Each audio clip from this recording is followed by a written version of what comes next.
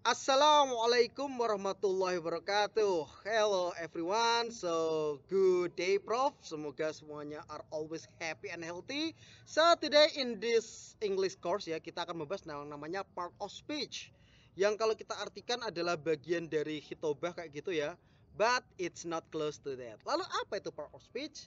Jadi kalau kita membahas part of speech, yakni tentang bagaimana suatu kata itu berfungsi dengan makna yang berbeda kalau kita masukkan ke dalam kalimat ya. Jadi maknanya itu lebih ke grammatical ya, secara kuait lah ya, seperti itu ya. Dimana sebuah kata itu bisa memiliki fungsi yang berbeda walaupun bentuknya sama. Contohnya mungkin kalau dalam bahasa Indonesia ya, kita ada homonim, homofon, homograf, seperti itu misalnya. Karena walaupun beda culture ya, kurang lebih kata-kata di dalam bahasa itu seperti itu. Maka dari itu memahami part of speech itu penting supaya kita bisa memberikan definisi yang tepat di dalam kata ketika digunakan di dalam suatu kalimat. Ya, seperti itu.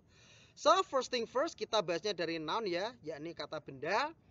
Kata benda ini untuk menamai sesuatu ya, nama orang, nama tempat, benda atau bahkan ide ya, seperti mahasiswa, Yayan Kudus, kebahagiaan atau sosok yang bucin, kayak Sim, kayak seperti itu. Oke, jadi kata benda itu adalah definisi dari sesuatu yang menggambarkan sesuatu yang singular or plural, sesuatu yang mufrad maupun jamak, konkret or abstrak ya, baik yang wujud maupun yang goib. Oke, jadi semuanya itu kita anggap sebagai kata benda. Di mana kata benda itu memiliki beberapa fungsi. Yang pertama sebagai subjek kalau ada di depan kata kerja ya. Misalnya ini, Yayan Kudus memenangkan Liga Inggris. Nah itu ya, kita belajar bahasa Inggris. Nggak apa-apa masih belum bisa bahasa ya, nggak bisa bahasa Inggris. Oke, daripada MU nggak bisa Liga Inggris. Alright, atau bisa sebagai objek di mana kalau dia ditaruh di belakang kata kerja. Misalnya kita membeli terong. Nah, terong adalah objek. Sebagai pelengkap kalau dia di kalimat nominal ya, misalnya kita adalah SM member. Apa itu SM? Oke, SM Entertainment ya yang membawai BTS itu kan. SM itu singkatannya Syubanul Muslimin. Oke kan. Dan terakhir sebagai kata keterangan kalau ada kata depannya ya. Misalnya Kudus. Kudus itu kata benda, tapi kalau in Kudus, di Kudus, nah itu baru kata keterangan. Next, yakni berupa verb, oke, kata kerja ya yang mengungkapkan tentang melakukan sesuatu. Oke. Nah, ini sih pembahasannya tentang kata kerja itu bisa ada kata kerja utama atau kata kerja pembantu ya, auxiliary.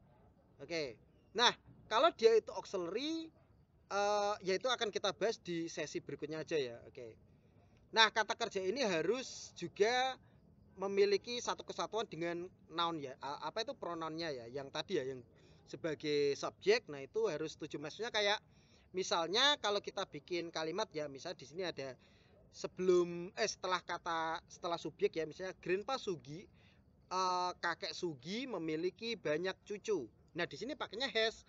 Tapi kalau kakek Sugi dan kakek kakek siapa misalnya? Kakek Samsudin have, pakainya have, bukan pakainya has. Kayak karena kalau Grandpa Sugi pakainya domirnya ya, pronounnya itu he she it. Kalau Sugi and Samsudin itu pakainya they. Oke, maka pakainya have. Atau setelah subjek saja, nggak usah ada objeknya. Misalnya Mulyono, oke ya, Mulyono ini nama Korea ini ya. Mulyono, oke, menari di bawah bulan. Nah, itu misalnya seperti itu. Nah, itu juga pakainya ada S-nya juga ya karena subjeknya he she it. Kalau Mulyono and Fufu Fafa pakainya den saja, nggak pakai S. Next, kita tentang adjektif ya, kata sifat ya, yakni yang memodifikasi atau mendeskripsikan, menjelaskan kata benda maupun kata gantinya. Oke ya, seperti broken pink, jadi ada warna, ada kondisi, ada ukuran, oke, ada aslinya dari mana, ada jumlah, itu namanya adjektif ya. Oke. Nah, posisinya ya setelah to be ya, SpongeBob itu kuning. Nah, itu is-nya itu juga complement. Lalu sebelum kata benda misalnya sweet banana, oke ya, jadi di sini apa itu? Pisang itu manis, oke ya. Ini meng, oke. And then next setelah adjektif ya, cepet aja kita bahasnya adverb ya, yakni kata keterangan. Adverb ini memodifikasi kata kerja, kata sifat dan yang lainnya. Jadi adverb ini agak lumayan bebas sih pemakaiannya ya. Dan terkadang adverb ini cuma kata sifat yang ketambahan le.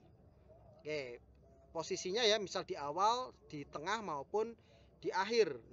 Nah di sini yang membedakan adverb adalah dia itu bisa ditaruh dimanapun, di depan, di tengah maupun di belakang itu dia tidak merubah makna, hanya sebagai apa ini pelengkap ya, hanya sebagai bukan pelengkap, hanya sebagai penambah rasa saja di dalam kalimat ya. Maka dari itu nggak ada tidak merubah makna, ada pun boleh ditaruh dimanapun. Nah, itu yang dinamakan kata keterangan ya. Kata keterangan ya ada keterangan waktu, keterangan tempat, keterangan cara dan keterangan frekuensi. Last but not least Prof, yakni ini meng saya itu selalu ganggu di ini. Oh yeah, oke ya. Oke. Terakhir ya, ini auxiliary verb ya atau kata kerja bantu yang kemarin kita sudah bahas, yang belum mungkin belum. Oke ya, jadi elemen yang menggantikan kata kerja utama ya. Kata kerja utama itu nanti kalau ada ini berubah menjadi yang namanya kata kerja sekunder. Ya ini kalau yang verbal ada do, does, did, to be ada is, am, are, was, were, perfect, model 1 dan model 2. Oke, bisa dibaca sendiri Prof. Untuk ininya fungsinya, jadi lebih fungsi utamanya itu kalau kita di kalimat negatif dia ketambahan not. Kalau di kalimat tanya atau interrogatif dia ditaruh di paling depan. Oke, ibaratnya seperti itu kata kerja bantu ya. Kalau ada kata kerja bantu biasanya akan ada kata kerja utamanya. Nah, tapi kata kerja utama itu nanti berubah jadi kata kerja kedua. Kata kerja utamanya yakni yang auxiliary ini tadi. Mengapa seperti itu? Karena kalau dia berubah tenses, nanti yang berubah tenses itu bukan kata kerja aslinya ya, tapi justru auxiliary-nya. Oke, seperti itu. Ini sambil sama Meng. Oke, nah contoh kalimatnya seperti ini Prof. Kalau negatif ketambah not ya. Our legislature have not got a clear thought. Misalnya seperti itu. Apa ini? Para legislatif kita, para dewan kita ya, belum memiliki pikiran yang jernih. Nah, ini contoh, nggak usah dibawa politik, semuanya nggak perlu bawa politik. Ini contoh, oke kan ya.